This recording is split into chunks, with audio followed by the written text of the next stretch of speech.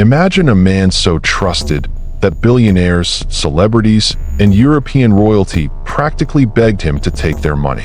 A man who served as the chairman of the Nasdaq Stock Exchange. A man who was a pillar of Wall Street, a philanthropist, and a financial wizard. Now, imagine it was all a lie. For over 40 years, Bernard Lawrence Madoff ran the largest financial fraud in human history. A staggering $65 billion empire built on nothing but smoke, mirrors, and fabricated paper. He did not invest a single penny of his clients' money. Instead, he deposited billions into a simple Chase bank account, using the money from new investors to pay off the old ones. It was the ultimate Ponzi scheme. And when it collapsed during the 2008 financial crisis, it did not just destroy bank accounts. It shattered thousands of lives, led to multiple suicides, and exposed a shocking failure of the United States government. How did one man blindside the entire financial world for 4 decades? Who helped him keep the secret? And where did the $65 billion actually go? This is the untold, inside story of Bernie Madoff, the monster of Wall Street. To understand how Bernie Madoff pulled off the crime of the century, we have to look back at his beginnings. He was not born into Wall Street old money. He was an outsider, hungry for status. Born in 1938 in Queens, New York, Bernie grew up watching his father struggle with failing businesses and tax debts. This instilled in young Bernie a desperate fear of failure and an obsession with looking successful. In 1960, with just $250 he saved from working as a lifeguard and installing sprinkler systems, Bernie founded Bernard L. Madoff Investment Securities. In the beginning, Bernie's business was legitimate. He was actually a pioneer. Back then, the New York Stock Exchange was an exclusive club. Bernie could not compete with the giants, so he focused on penny stocks and small over-the-counter trades. But Bernie had a secret weapon, and that was technology. He was one of the very first to use computers to automate trading.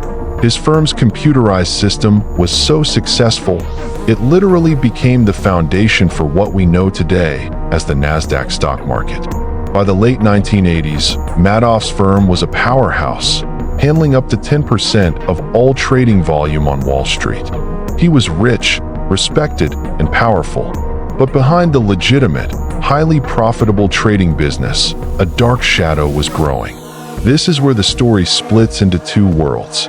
On the 18th and 19th floors of the famous Lipstick Building in Manhattan, Bernie ran his legitimate, high-tech trading business.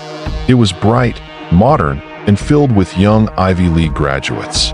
But if you took the elevator down to the 17th floor, you entered a different dimension. The 17th floor was locked. Only a select few employees had access. It was filled with outdated computers, old dot matrix printers, and a strange smell of old paper. This was the engine room of the Ponzi scheme. So, how did the scam actually work? Most Ponzi schemes promise astronomical, unrealistic returns, like doubling your money in 30 days. Those are easy to spot. But Bernie Madoff was far smarter. He promised his clients steady, consistent returns, usually between 10 to 12% every single year, no matter what. Whether the stock market was booming or crashing, Madoff's clients always saw their accounts grow. He claimed he used a complex financial strategy called the split strike conversion. He told investors he was buying blue-chip stocks and buying options to protect against market drops. It sounded highly sophisticated, highly technical, and completely legitimate. But it was a total fabrication. The 17th floor staff, led by Madoff's loyal lieutenant, Frank D. Pasquale, used historical market data to look back at what stocks had performed well, and then they printed fake trade confirmations to make it look like Bernie had bought them at the perfect time. Millions of pages of fake statements were printed and mailed out to investors. People looked at their statements, saw their wealth growing steadily, and praised Bernie Madoff as a financial god. But in reality, the money was never in the market. It was sitting in account number 703508-8 at JP Morgan Chase Bank. Madoff's genius was not just in the fake paperwork. It was in his psychology. He did not advertise. In fact, he did the opposite. He made his fund incredibly difficult to get into. He cultivated an aura of extreme exclusivity. If you asked him to manage your money, he would often tell you no. He would say his fund was closed or that you did not have enough money. This made wealthy elites want an even more. It became a status symbol in country clubs from Palm Beach to New York to say, "Bernie Madoff is managing my money." Soon, massive feeder funds opened up. These were investment firms that gathered billions of dollars from unsuspecting investors across Europe, Asia, and South America, and handed it all directly to Bernie. The list of victims was staggering. Hollywood elites like director Steven Spielberg and actor Kevin Bacon lost millions. Major international banks poured billions into his hands. But the most tragic victims were not the billionaires. They were the everyday people, retirees who gave Bernie their entire life savings, charitable organizations that funded cancer research, university endowment funds. They trusted Bernie because everyone else did, and because the elite financial regulators of the United States government said he was clean. What makes the Madoff story truly infuriating is that it could have been stopped, and it should have been stopped decades before it ended. Enter Harry Markopolos. In 1999, Markopolos, an independent financial analyst and fraud investigator, was asked by his bosses to reverse engineer Madoff's strategy so they could replicate his success. Markopolos sat down with the data. He looked at Madoff's returns. He analyzed the math. And within just 4 hours, he realized something terrifying. The math was completely impossible. Markopolos realized that for Madoff to be making the trades he claimed, he would have to buy more options on the Chicago Board Options Exchange than actually existed in the entire world. In 2000, Markopolos sent a detailed report to the Securities and Exchange Commission, known as the SEC. The title of his report was clear: the world's largest hedge fund is a fraud. He proved mathematically that Madoff's line of returns was a straight upward slope that defied the laws of economics. Markopolos told the SEC exactly where to look, but the SEC did absolutely nothing. Over the next 8 years, Markopolos sent detailed warnings to the SEC a total of 5 times. Each time, he was ignored. Why? Because Bernie Madoff was too big, too powerful, and too well-connected. Whenever investigators asked Madoff questions, he simply charmed them, gave them fake account numbers, and they walked away satisfied. The government's blindness allowed the bomb to keep ticking. By late 2008, the global economy was fracturing. The housing market crashed, Lehman Brothers went bankrupt, and panic gripped Wall Street. Terrified investors everywhere needed cash, fast. They began withdrawing their money from everywhere they could, and they went to Bernie Madoff to claw back their funds. In a normal market, Madoff's Ponzi scheme could survive because new money coming in balanced out the money going out. But suddenly, in December 2008, investors demanded $7 billion in withdrawals, and Bernie only had a few $100 million left in that Chase bank account. The music had stopped. The money was gone.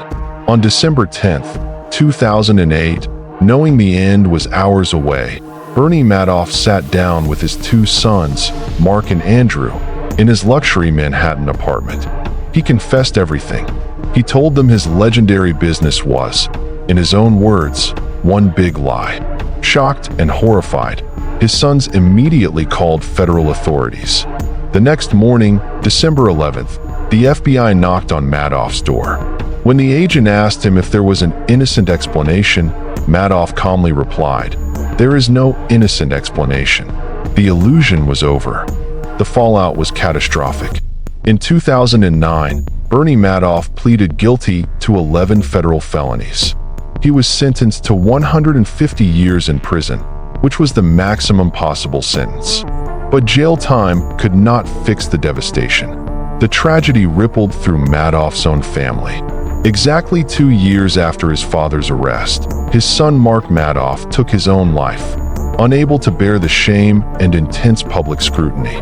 A few years later, his second son, Andrew, died of cancer, blaming the stress of the scandal for his illness. In April 2021, Bernie Madoff died alone in a federal prison hospital at the age of 82.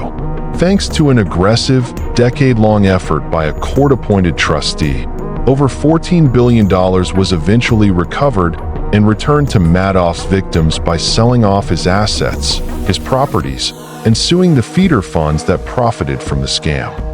It is the most successful recovery of stolen funds in history, but for many, it was too little, too late. The story of Bernie Madoff is more than just a story about a massive financial crime. It is a cautionary tale about human nature. It proves that no matter how sophisticated our systems become, we are still deeply vulnerable to the oldest tricks in the book: greed, blind trust, and the desire to believe in something that is too good to be true. Bernie Madoff did not just steal money. He stole people's futures, their peace of mind, and the fundamental trust that holds our society together. He built an empire on a lie, and in the end, that lie consumed everything and everyone he ever touched. Thank you for watching. If you found this deep dive valuable, please hit the like button, subscribe to our channel, and let us know your thoughts in the comments below. How do you think a scam of this size could happen today? Until next time, stay vigilant.